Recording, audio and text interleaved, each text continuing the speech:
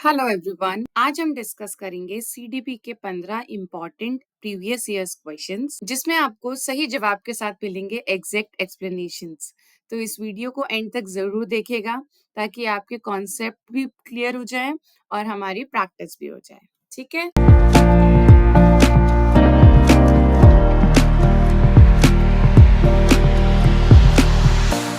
ये है हमारे प्रीवियस ईयर्स क्वेश्चंस ऑफ 2022 से लेके 24 तक के मैंने सारे क्वेश्चंस इसमें लिए हैं ताकि आप लोगों की प्रैक्टिस हो सके। ठीक है, तो सीडीपी के ये 15 क्वेश्चंस हम प्रैक्टिस करते हैं, हर एक क्वेश्चन को अच्छे से समझते हैं।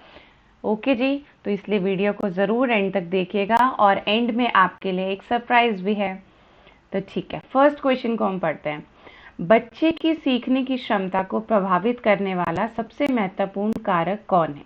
ठीक है, what is the most important factor? कौन सा ऐसा मोस्ट इम्पॉर्टेंट फैक्टर है जो बच्चों की लर्निंग एबिलिटी को अफेक्ट करता है? ठीक है, लर्निंग एबिलिटी को इफेक्ट करता है। चलिए देखते हैं, क्या वो एक सामाजिक वर्ग है, सोशल क्लास, या पारिवारिक परिवार की आर्थिक स्थिति मैटर करती है उसकी लर्निंग एबिलिटी पे? क्या शिक्षक का दृष्टिकोण मैटर करता है कि टीचर क्या सोचता है क्या नहीं सोचता? क्या पाठ्य पुस्तक की गुणवत्ता मैटर करती है? सोचिए, आप जरा एक बार सोच के बताइए, एक कॉमन सेंस ऑफ ह्यूमर लगाइए कि क्या किसी की फैमिली स्टेटस डिपेंड कर सकता है कि बच्चा कितना होशियार है और कितना नहीं?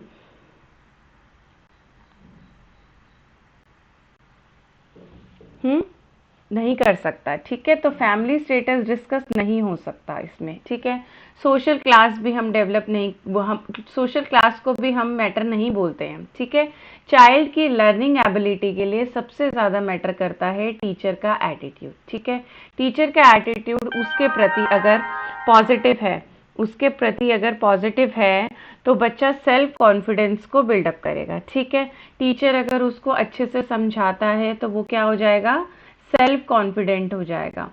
इसलिए टीचर का पढ़ाने का बहुत मैटर करता है। आप क्लास में कोई क्लास को नहीं देख सकते हो, फैमिली स्टेटस को नहीं देख सकते हो, क्वालिटी ऑफ बुक्स भी इतना मैटर नहीं करता जितना टीचर का एटीट्यूड मैटर करता है। ठीक है, सो किसी भी बच्चे की लर्निंग एबिलिटी किस पे डिपेंड करती है? टीचर के एटीट्यूड पे। अगर टीचर का एटीट्यूड नेगेटिव है तो बच्चे की लर्निंग एबिलिटी भी रिड्यूस होती है। ओके जी, तो द राइट आंसर इज, सही आंसर है शिक्षक का दृष्टिकोण। अब हम चलते हैं अपने दूसरे क्वेश्चन पे।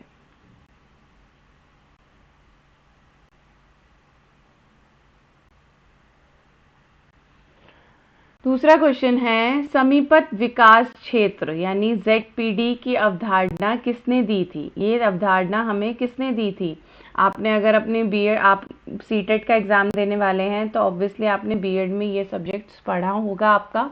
ठीक है, सो ZPD का मतलब होता है जहाँ बच्चा टीचर की हेल्प से, यानी ZPD में क्या है, ये हमें दिया था विगोस्के ने। सबसे पहले आप ये ध्यान रखिए कि विगोस्के ने दिया था। इसका होता क्या है, जहाँ पर बच्चा टीचर की मदद से, यानी किसी भी टीचर, किसी भी बड़े की मदद से कुछ सीखता है, यानी कुछ लर्न करता है। ठीक है, लर्निंग एबिलिटी उसमें इंक्रीज होती है। किसकी वजह से?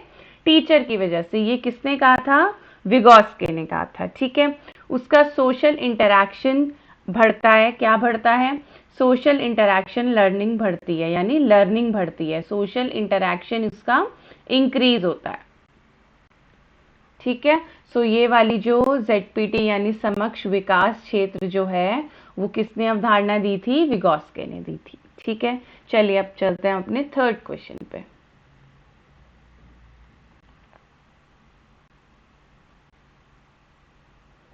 थर्ड क्वेश्चन है, पीजे के अनुसार संज्ञात्मक विकास किस प्रक्रिया, यानी अकॉर्डिंग टू पीजे कॉग्निटिव डेवलपमेंट जो होता है ये किस चीज का प्रोसेस है? कॉग्निटिव डेवलपमेंट होता है स्टेज 4 में। ठीक है, पीजे के अकॉर्डिंग स्टेज 4 में कॉग्निटिव डेवलपमेंट होता है। ठीक है, स्टेज 4 में होता है। तो क्या ये सोशल होता है? नहीं। क्या ये लीनियर होता है? नहीं, ये स्टेजेस में होता है। ठीक है, कि स्टेजेस के अनुसार पीजे ने बताया था कि डेवलपमेंट होता है और कॉग्निटिव डेवलपमेंट होता है स्टेज 4 में जाके। यानी स्टेज 1 में कुछ होगा, स्टेज 2 में प्री ऑपरेशनल स्टेजेस होंगी, थर्ड में कॉन्क्रीट होगा, फिर फॉर्मल होगा। सारे क्या होते हैं? ये स्टेजेस में होते हैं। किस में होते हैं? स्टेजेस में। सो क्या होगा? ये चरणबद्ध यानी स्टेजेस में होगा। So right answer is C. Stages के अनुसार पीजे ने ये बताया था कि डेवलपमेंट बच्चे में होता है। जो जो अलग अलग स्टेजेस पे डेवलपमेंट होता है वो हम बाद में डिस्कस करेंगे। ठीक है, अभी हमें ये पता होना चाहिए कि स्टेजेस में डेवलपमेंट किसने बताया था? पीजे ने बताया था। Okay, so the right answer is C. चलिए चलते अपने क्वेश्चन नंबर 4 पे। बच्चों की जिज्ञासा को बनाए रखने के लिए शिक्षक को क्या करना चाहिए? बताइए। उसका इंटरैक्शन बनता रहे, यानी क्यूरियोसिटी बढ़ी रहे बच्चों में, जिज्ञासा बनी रहे, उसके लिए टीचर को क्या करना चाहिए? ऑप्शन ए है, क्या उसे सिर्फ डिलीवर करना चाहिए लेक्चर? क्या उसको ओपन माइंडेड क्वेश्चंस पूछने चाहिए?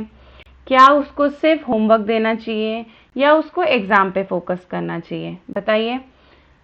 द राइट आंसर इज खुले प्रश्न पूछने चाहिए, यानी ओपन माइंडेड क्वेश्चंस पूछने चाहिए। ठीक है, अभी अगर मैं आपको सिर्फ थ्योरी चीजें पढ़ाती रहूं या सिर्फ लेक्चर डिलीवर करती रहूं, उससे क्या होगा? उससे आपके सिर्फ कॉन्सेप्ट क्लियर होगा, आप उसको कैसे अप्लाई कर सकते हो वो आपको नहीं समझ आएगा। ठीक है, सो मेरा ये तरीका है कि मैं आपसे ओपन माइंडेड क्वेश्चन कैसे पूछ पाऊंगी, ताकि मैं एवरी वीक आपके लिए क्या लेकर आती हूँ? एमसीक्यूज लेके आती हूँ, कि अगर आपको इन एमसीक्यूज में डाउट लगता है तो आपको ये समझ आ जाएगी कि आप कहाँ पे लैक कर रहे हो और आप कौन सा टॉपिक्स मुझसे पूछ सकते हो। ठीक है, सो ये होता है ओपन माइंडेड क्वेश्चन, यानी आप उसको डायरेक्टली बोल सकते हो कि आप मुझसे पूछो कि आपको क्या क्या समझ नहीं आ रहा, या आप उनसे प्रैक्टिकल चीजें पूछवा सकते हो कि ये होता है तो ऐसा होना चाहिए, इसलिए ताकि उनकी क्यूरियोसिटी बनी रहे। ठीक है, कि आज हमें अगर हम डिस्कस करें कि भाई इवेपोरेशन क्या होता है या बॉइलिंग वाटर क्या होता है, ठीक है, तो उससे बच्चे की क्या रहती है?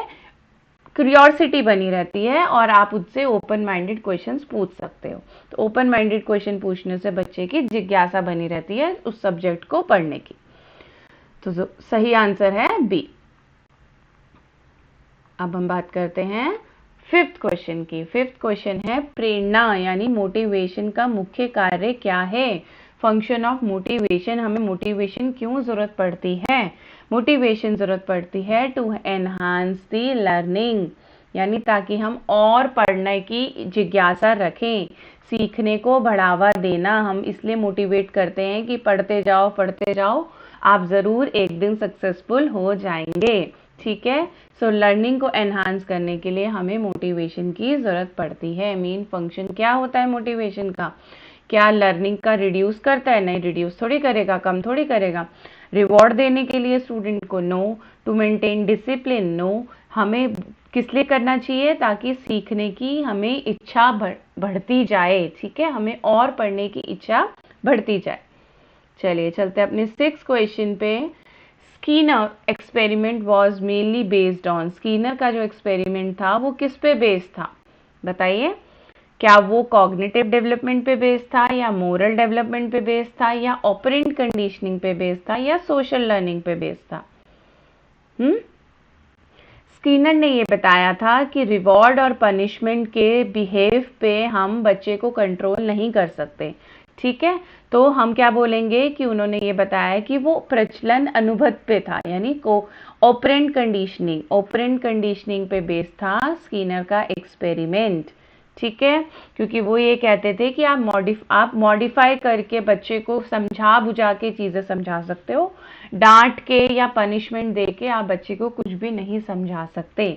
ये कंडीशनिंग होती है ऑपरेंट कंडीशनिंग। तो इसको किसने दिया था? स्कीनर ने बताया था। ये स्कीनर एक्सपेरिमेंट का मेनली बेस था। ठीक है, अब हम चलते हैं अपने क्वेश्चन नंबर 7 पे। शिक्षक को विविध क्षमताओं वाले छात्रों से कैसे निपटना चाहिए? How should a teacher deal with students of diverse ability? अगर अलग अलग तरीके के स्टूडेंट्स हैं तो उनको आप कैसे संभालेंगे क्लास में? ठीक है, कैसे आप मैनेज कर पाओगे? एक समान पद्धति से पढ़ाना, क्या हमें सबको एक तरीके से पढ़ाना चाहिए? नहीं। क्या क्षमताओं के अनुसार अनुकूल करना चाहिए, means adapt according to their abilities. क्या प्रतिभाशाली बच्चों पे ध्यान देना चाहिए, क्या सिर्फ इंटेलिजेंट बच्चों पे हमें ध्यान देना चाहिए, या सिर्फ एग्जाम्स के स्कोर को हम देखें कि अगर एग्जाम में अच्छे कर रहे हैं तो स्टूडेंट अच्छा है, या नहीं कर रहे तो नहीं कर रहे। ठीक है, तो द राइट आंसर क्या है? Adapt according to their ability. ठीक है, देखिए जैसे अभी मैं आपको एमसीक्यूज सिखा रही हूँ, एमसीक्यूज बता रही हूँ, तो जरूरी नहीं है कि हर बच्चे को, हर स्टूडेंट को, मेरे हर स्टूडेंट को एमसीक्यूज समझ आ ही जाए। ठीक है, किसी ने अच्छे से प्रिपरेशन कर रखी होगी, किसी को देर में चीजें समझ आती हैं, इसीलिए हमें हर एबिलिटी के हिसाब से हर चीज़ को सिखाना चाहिए। अगर मैं एज ए टीचर देखूं तो मैं आपके लिए एमसीक्यूज भी लेके आती हूँ, कुछ कॉन्सेप्ट बेस्ड भी लेके आती हूँ, कुछ मोटिवेशन वीडियोस भी लाती हूँ, कुछ शॉर्ट्स वीडियो भी डालती हूँ, ताकि हर एक को हर चीज़ नहीं समझ आती। कि कभी कोई स्टूडेंट्स मोटिवेट होके पढ़ना शुरू कर देता है, कई स्टूडेंट्स शॉर्ट्स देख के शॉर्ट्स पे कोई क्वेश्चन समझ आ गया तो उन्हें इंटरेस्ट आ जाएगा इस सब्जेक्ट में। ठीक है, सो किसी को बहुत कलरफुल चीज़ें अच्छी लगती हैं, कलरफुल क्वेश्चंस अगर आप दोगे तो उनको अच्छा लगेगा। किसी को मैप में समझ के अच्छा लगता है कि हाँ एक जगह पे पूरा मैप बना दिया और हमें वो चीज़ समझ आ गई। ठीक है, तो हर बच्चे की एक अलग अडेप्टेबिलिटी होती है। तो अडेप्टेबिलिटी जो एबिलिटी होती है, अडेप्ट मीन्स उस चीज़ को समझना, समझने के अनुकूल, ठीक है, अनुसार, इसलिए हमें उसके अकॉर्डिंग ही पढ़ाना चाहिए। समझ गए? आई होप मैंने अपने मैक्सिमम तरीके से आपको ये समझा दिया होगा। चलिए चलते हैं हम अपने 8th क्वेश्चन पे। 8th क्वेश्चन है, how many stages of moral development did Kohlberg's purpose. Kohlberg's ने कितनी स्टेजेस दी थी मोरल डेवलपमेंट की? बताइए। उसने मोरल डेवलपमेंट की 6 स्टेजेस दी थी, 6 स्टेजेस दी थी। ठीक है, 6 स्टेजेस दी थी और 3 लेवल्स दिए थे। ओके, ये बेसिक क्वेश्चन है।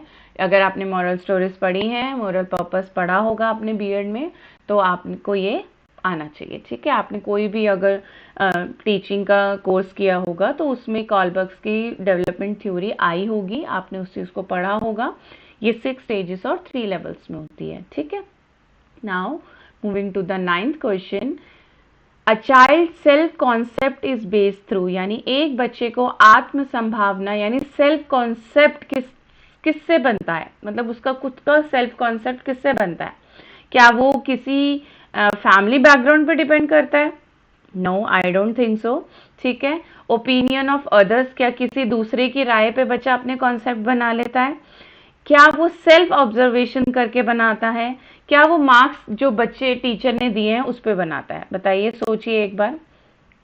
ठीक है, तो अगर आपने सोच लिया है तो according to me the right answer is self observation. जब तक वो अपनी सेल्फ ऑब्जर्वेशन करेगा, आप खुद भी अगर बड़े हो गए हैं, आपको समझ आता होगा कि जब हम अपने खुद के एक्शंस और रिस्पॉन्स को एनालाइज करते हैं कि क्या मैं सीटेट की प्रिपरेशन डेली कर रही हूँ या कर रहा हूँ, तो मुझे ये लगता है कि अगर मैं डेली पढ़ रहा हूँ तो मेरे इतने मार्क्स आ जाएंगे, या अगर मैंने सीडीपी के इतने चैप्टर्स कवर कर लिए हैं तो मैं इनको एमसीक्यूज को अप्लाई कर सकता हूँ। ठीक है, तो ये क्या होता है? इससे सेल्फ ऑब्जर्वेशन। तो किसी भी चीज को समझने के लिए, डेवलप करने के लिए, सेल्फ कॉन्सेप्ट डेवलप करने के लिए हमें सेल्फ ऑब्जर्व करना पड़ता है। ओके, क्या करना पड़ता है? सेल्फ ऑब्जर्व करना पड़ता है। चलिए moving to the 10th question, what is the goal of active learning. Active learning क्या होती है? यानी सक्रिय शिक्षण। ठीक है, सक्रिय शिक्षण। एक्टिव लर्निंग क्या होती है? एक्टिव लर्निंग बच्चा कब करता है? जब आप स्टूडेंट को किसी चीज में पार्टिसिपेट कराते हो, यानी एक्टिविटी कराते हो। क्या कराते हैं? एक्टिविटी। ठीक है, जब हम कोई चीज एक्टिविटी से कराते हैं तो ही बच्चा एक्टिव लर्निंग कर पाता है। ठीक है, अगर हम उसको रिपीट कराते रहे, रटाते रहेंगे किसी चीज को, तो वो नहीं हो पाएगा। सिर्फ असेसमेंट दे दो और हम देख लें कि वो कर ले, वो भी नहीं होगा। रोट मेमोराइजेशन यानी रटने की आदत डालना, ये भी नहीं हो जाएगा। ठीक है, किसी चीज को बार बार कराना, वो भी नहीं हो पाएगा। जब हम उसको एक्टिवली पार्टिसिपेट करवाएंगे, यानी पार्टिसिपेशन कैसे होगा कि आपने थ्योरी पढ़ाई, उसके ऊपर आप उसको एमसीक्यूज कराओ, या स्कूल में आप उसके साथ कोई गेम में एमसीक्यूज करा सकते हो। ठीक है, कोई एक्टिविटी के अकॉर्डिंग कॉन्सेप्ट को क्लियर करा सकते हो, ठीक है, लाइव एग्जाम्पल्स दे के क्लियर करा सकते हो। तो ये क्या हो जाता है, एक्टिव लर्निंग, यानी हम किसी चीज को पूरा अपने आप में इन्वॉल्व होके उस चीज को सीख रहे हैं। तो स्टूडेंट जब पार्टिसिपेशन करता है तब उसको एक्टिव लर्निंग में समझ आता है। गोल यही होता है एक्टिव लर्निंग का, ठीक है। चलिए, 11th question is what is the core principle of child centred education. Child centred education का मतलब होता है कि जिसमें हम सिर्फ और सिर्फ चाइल्ड के बारे में सोचते हैं, ना हम स्टूडेंट इंटरेस्ट ना हम टीचर इंटरेस्ट के बारे में सोचते हैं, ना हम टेक्स्ट बुक्स के बारे में सोचते हैं, सिर्फ स्टूडेंट का इंटरेस्ट, यानी विद्यार्थी की रुचि किस में मैटर करती है, यही होता है कोर प्रिंसिपल। आप वर्ड को ही देख लीजिए, child centred education means child का इंटरेस्ट, यानी स्टूडेंट का इंटरेस्ट किस में मैटर होता है वो जरूरी है, ठीक है, ना डिसिप्लिन, ना टीचर कंट्रोल, ना टेक्स्ट बुक्स। ओके, इसका मेन कोर प्रिंसिपल ही क्या होगा कि स्टूडेंट का किस में इंटरेस्ट है, स्टूडेंट किस चीज को कैसे समझ रहा है, किस एज ग्रुप में क्या समझ रहा है, किस एज ग्रुप में क्या सिलेबस होना चाहिए, यही होता है चाइल्ड सेंटर्ड एजुकेशन, यानी बाल केंद्रित शिक्षा का मुख्य सिद्धांत। The question number 12 is what is the most important role of teacher in effective classroom management। अगर आपको कोई क्लासरूम मैनेज करना है तो आप एक इमेजिन करो, ये क्वेश्चन अगर आपके सामने आता है तो आप क्या करोगे, ठीक है। क्या आप बच्चों में डर पैदा करोगे कि हाँ सीटेट एग्जाम तो अगर मैं आपको डरा दूं किसी चीज के लिए कि सीटेट एग्जाम तो बहुत बहुत ज्यादा टिपिकल है, आपसे तो होगा ही नहीं, आप तो कर ही नहीं पाओगे, तो क्या आप उस चीज को पढ़ोगे? बिल्कुल नहीं पढ़ोगे। तो टीचर कभी भी फियर क्रिएट नहीं करता है, टीचर हमेशा बच्चे को मोटिवेट करता है। क्या करता है? मोटिवेट करता है, ताकि वो और अच्छे से पढ़ाई करे, ठीक है, मोटिवेट करता है। तो ये तो नहीं होगा। सेकंड इज कठोर नियम लगाता है। क्या हम रिस्ट्रिक्शन लगा के कुछ कर सकते हैं? नहीं कर सकते। Creating a collaborating environment, yes, सहयोगित्मक वातावरण बनाना, यानी हम कोलैबोरेट कर सकते हैं एक अच्छे टीचिंग के लिए, ठीक है। या जस्ट टीचिंग करने से होगा? नहीं होगा। हमें एक प्रॉपर सिस्टम बनाना पड़ेगा कि जैसे 4-4 स्टूडेंट्स मिलके एक दूसरे की हेल्प कर सकते हैं, ठीक है, 4-4 स्टूडेंट्स मिलके प्रोजेक्ट बना सकते हैं या कोई गेम कर सकते हैं जिससे सारे कॉन्सेप्ट्स भी क्लियर हो जाए और क्लासरूम मैनेज भी हो जाए। तो the right answer is creating a collaborating environment, ठीक है, हमें एक अच्छा एनवायरनमेंट क्रिएट करना पड़ेगा क्लासरूम को मैनेज करने के लिए। Got it? चलिए, the question number 13 is what do children's mistakes while learning indicate, यानी पढ़ते समय बच्चों की गलतियां किसे दर्शाती हैं। अगर पढ़ते समय बच्चा गलतियां कर रहा है तो क्या, ठीक है, तो क्या वो उसकी इनएबिलिटी हो सकती है? बिल्कुल नहीं हो सकती। क्या उसकी केयरलेसनेस हो सकती है? नहीं हो सकती। लर्निंग प्रोसेस में कोई प्रॉब्लम हो सकती है? यस, मे बी उसने गलत लर्न कर लिया हो, ठीक है। Lack of discipline? No. The main point is learning process, यानी उसने कहीं लर्निंग में मिस्टेक कर दी होगी, ठीक है। टीचर को उस टाइम पे क्या करना चाहिए? टीचर को उसको दोबारा से उस चीज को समझाना चाहिए और देखना चाहिए कि क्या उसको सच में वो चीज समझ आ रही है, या कोई भी अगर टॉपिक अगर आप पढ़ा रहे हो तो क्या उसको वो प्रोसेस समझ आ रहा है या नहीं समझ आ रहा, ठीक है। So the main answer is the part of learning process में गलती हो सकती है, बच्चे में कोई गलती नहीं हो सकती।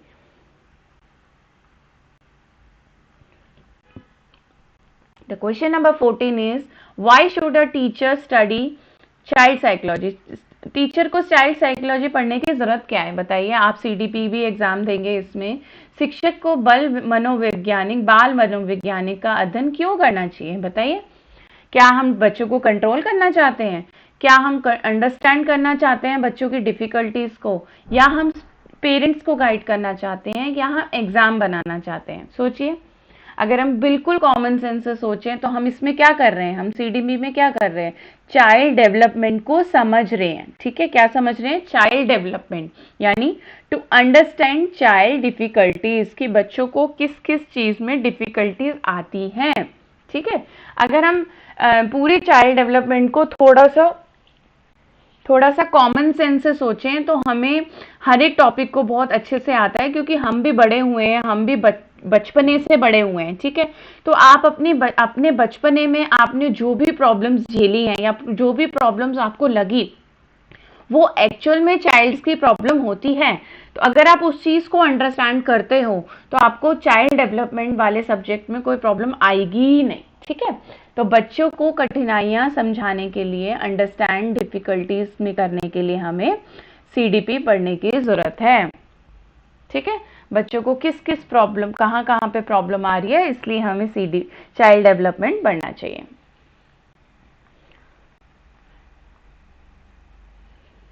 The last but not least, the 15th question, what is the best way to correct conceptual errors? अगर किसी में conceptual errors आ गया, अवधारणा तक त्रुटियों को सुधारने के लिए हमें क्या करना चाहिए?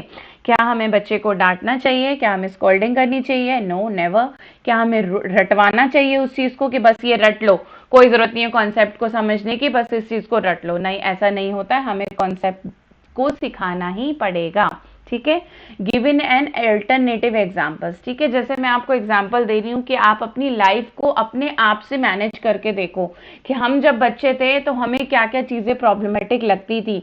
तो हम ये समझ सकते हैं कि हम एज ए टीचर हम क्या चाहते थे कि हमारे टीचर हमें दोबारा समझाएं या रटने के लिए बोलें, ठीक है। तो हमें क्या क्या बोलते थे वो, क्या कहना चाहिए था टीचर्स को कि वो हमें दूसरा कोई एग्जाम्पल दे के समझा दें, ठीक है। हर चीज को रटने से प्रॉब्लम सॉल्व नहीं होती है, ठीक है। Sending out of the class, no, never. Class से बाहर तो निकालने की जरूरत ही नहीं है। तो हमें उनको ऑल्टरनेटिव एग्जाम्पल से समझाना चाहिए, ठीक है। हमें उसको क्या करना चाहिए, ऑल्टरनेटिव एग्जाम्पल से समझाना चाहिए। ना तो रटने की जरूरत है, ना स्कोल्डिंग करने की जरूरत है, ना क्लास से बाहर निकालने की जरूरत है, ठीक है। आई होप आपको ये 15 क्वेश्चन बहुत अच्छे लगे होंगे और समझ आ गए होंगे। मैंने अपने मैक्सिमम एबिलिटी से आपको ये चीजें समझाई हैं। इसकी पीडीएफ भी आपको डिस्क्रिप्शन बॉक्स में मिल जाएगी।